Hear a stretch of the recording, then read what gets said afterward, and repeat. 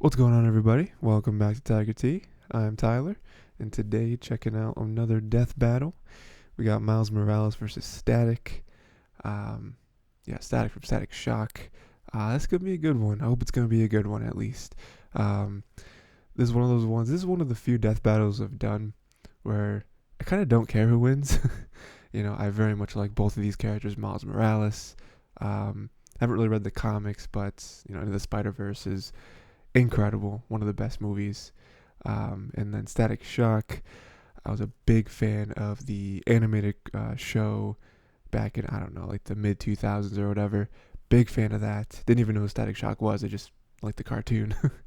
So I don't unlike the outside, don't really care who wins, honestly. But if I have to make a prediction, I don't know. I feel like they're both comic characters, so they might have a lot of history to go off of. So that's just where my knowledge just isn't present. But I might go Miles, just because, to me, from the limited knowledge I have, I feel like Miles is more versatile with his powers and abilities. So I'm gonna go Miles, but we'll see.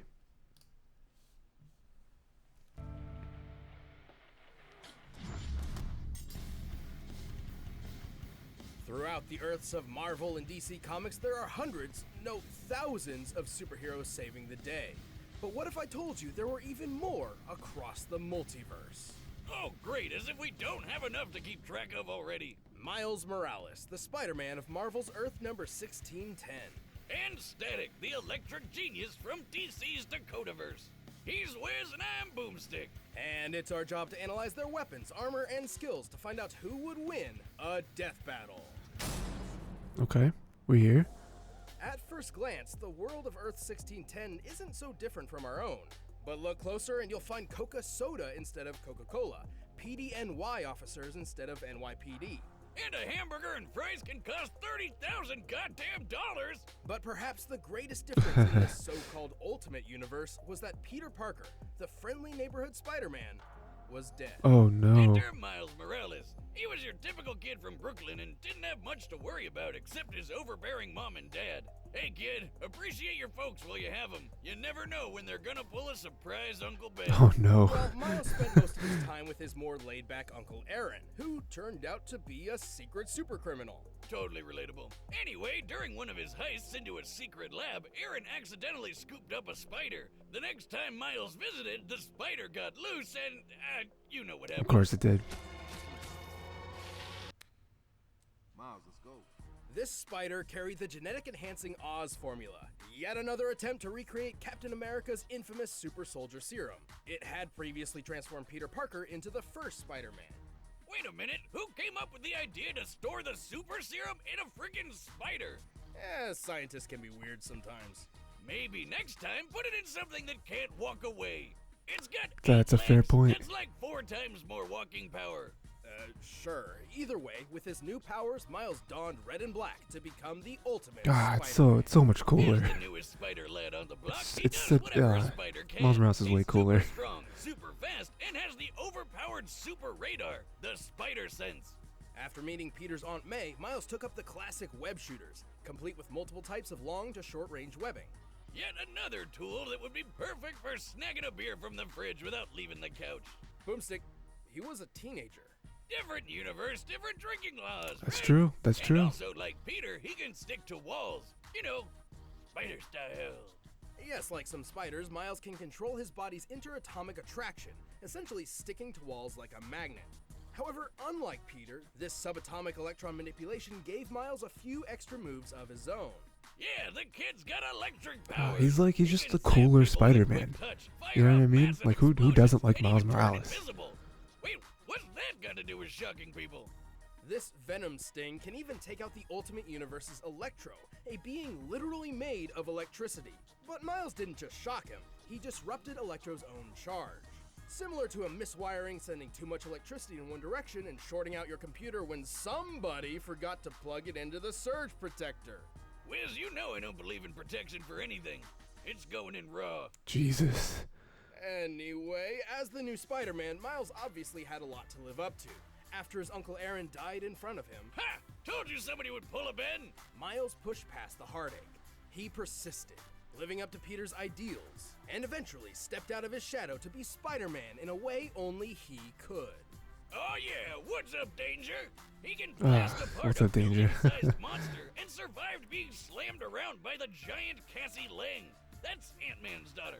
He's smart enough to hack military drones and quick enough to destroy an alien device in a microsecond.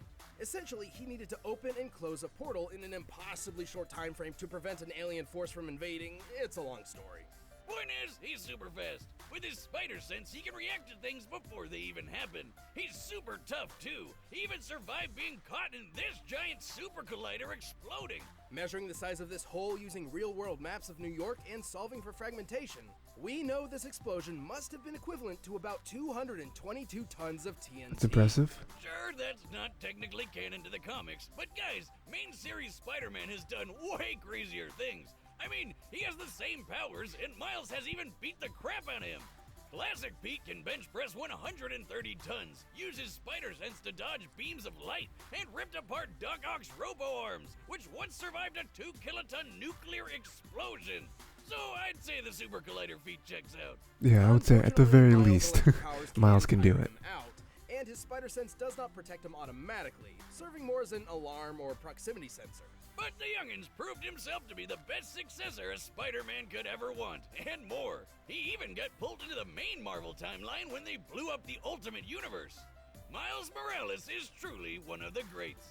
Don't wash the mouth, wash the hands.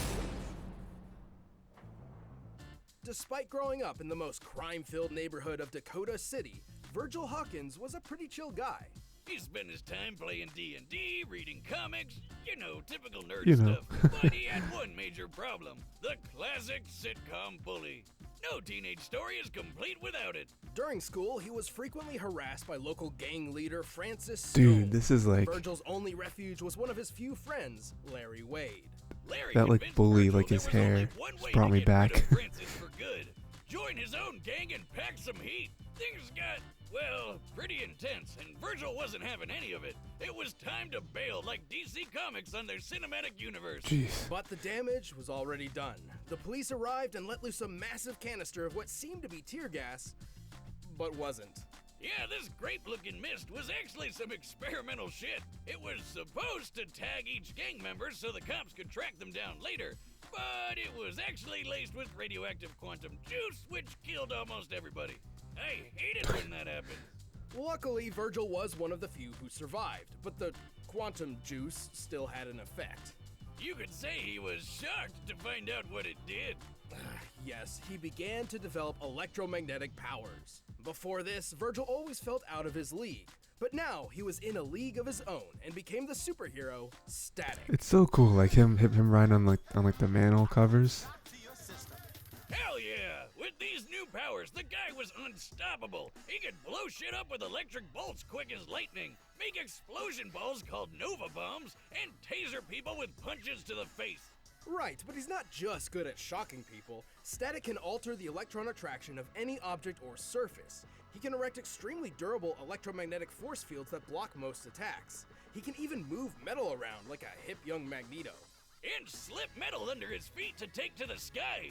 His favorite ride is the Static Saucer, a giant frisbee that doubles as a shield and buzzsaw. Think about it. Don't you wish your car could literally cut through traffic? That would be Obviously, nice. turning superhuman overnight caught Virgil a bit off guard, but after a few speed bumps, he became a well-regarded superhero throughout the city of Dakota, even teaming up with fellow heroes like Icon and Rocket. Icon and Rocket? Come on, where's Batman and Wonder Woman? Oh, I should mention that while Static is part of the DC universe, he did not start there. See, Static was originally created by Milestone Comics, which eventually merged with DC. Their characters, including Static, existed in an alternate timeline known as the Dakotaverse. Then a guy named Dharma gained cosmic power and accidentally blew everything up, sending Static into the main DC timeline. Seems to be how that It's works. really not too complicated. You just blow up the universe, then you I've merge actually them. been working on a device to peer into alternate timelines, but unfortunately it's Dude, I remember that guy too, the like stretchy Clever guy. now, old chap. What were we discussing but a moment ago? Oh, shite, don't you know? Let's figure out who yet wins a fatality kerfuffle. Yes, I'm mad as hops. Let's begin, my fellow Ultra Cupidarian. I regret. That was way worse. Oh, I'll do it again. No! I'm sure that's fine. Well, no matter the universe, Static was always one-upping himself. He learned how to see ultraviolet light and how to make people glow. Wait, what's that got to do with shocking people? That would be his ability to detect bioelectric auras. Static can also create power-draining plasma coils, disrupt the electrical impulses of others, and empower or heal himself by draining energy from outside sources. Well, that's cool. He can literally reattach his severed arm with shock power. I'm not even joking. Look at this. Since when could electricity do that? Clearly, Static has a lot of power at his beck and call. He can survive building-sized kabooms, lift hundreds of tons, and once turned this huge chunk of ice into slush in just a couple seconds. Based on the size of the ice and the required change in temperature for such a feat, Static must have output energy equal to 180 tons of TNT. He's quick enough to intercept lasers confirmed to be beams of actual light, which is pretty darn fast. And in the cartoon, he actually shoved some quantum juice in some lockers and launched them out of orbit. These are typical school lockers, which can weigh up to 30 pounds each. And fit approximately one nerd. To throw 3 of these into space, they need to be moving nearly 3,000 times faster than sound, requiring a throwing force equal to 4 kilotons of TNT. Jeez. Damn! Okay, sure, that's not canon to the comics, but his electromagnetism could play tug of war with Superboy's telekinesis, which can lift 4 million tons. I'm not sure Static can go that far, but if he's anywhere close, it's still higher than throwing some lockers around. Though, despite Static's incredible power, insulators are his kryptonite, and he can run out of juice if he pushes himself too much. But the guy's one of the coolest superheroes who rarely got his time to shine. Heck, he was good enough to join the Justice League. Ooh, I think look at that even redesign, Virgil dude. himself was shocked to see how cool he really was. So cool. Alright, the combatants are set, and we've run the data through all possibilities. But first, all this talking has made me hungry for Blue Apron. Can healthy be delicious? Blue Apron is here to prove it can. But right now, it's time for a death battle!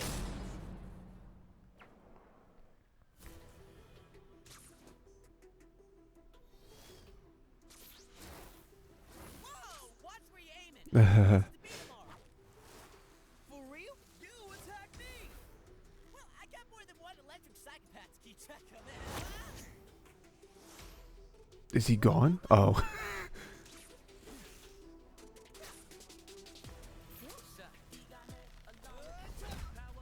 Nice.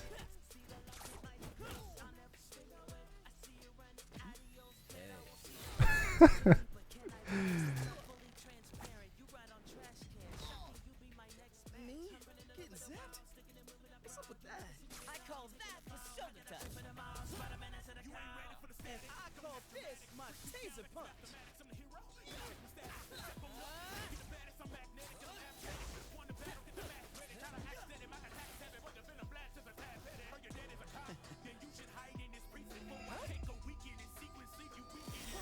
Yeah, again, it's like the Spidey sense. You think that'll be the thing that pushes it over?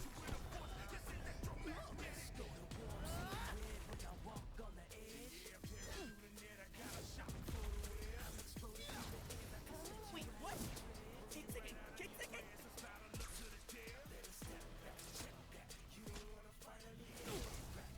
Stop ticking, stop ticking. Oh no. Oh. Oh, right, invisible, but he can do the electromagnetic thing, right? Oh, he broke it.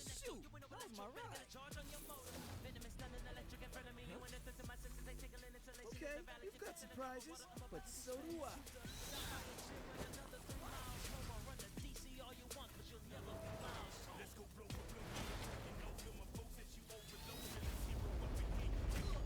Ooh.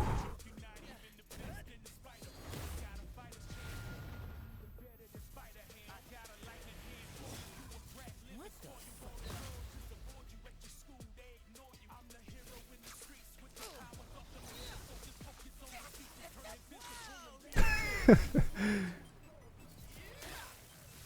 You stupid. All I gotta do is...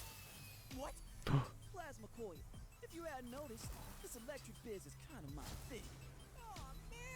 Oh no. Ooh, that's not looking good, guys. That's not looking good. Ooh, I think he's dead. That was tough. Ah. Looks like Okay. we're kicking off this year with a bang. Poor Miles, though.